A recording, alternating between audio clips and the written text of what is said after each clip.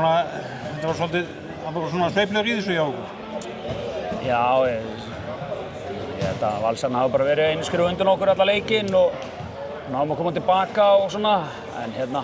Byrjunin afleitt, við bara 1-2 mörk í fyrsta kortinu. Já, og Buggi varði alveg heldur stóra bolta líka, þannig að þú veist, já, þetta var bara, hún melti alla leikinn og hérna, svona þetta bara.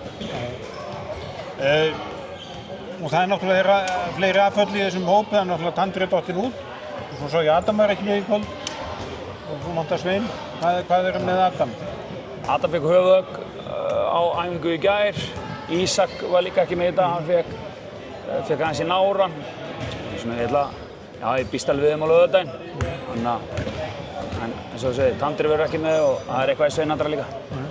Og þannig að það náttúrulega bara stutt í þetta á laugardaginn? Já, ég meina þetta er það sem við erum að keppa fyrir að spila tvo leiki í viku og fara áfram í Evrópu og ég meina, þú veist, þetta viljum við. Þannig að það er bara, við erum með 16 leikmanna skýrslu og förum all inn í leikinn.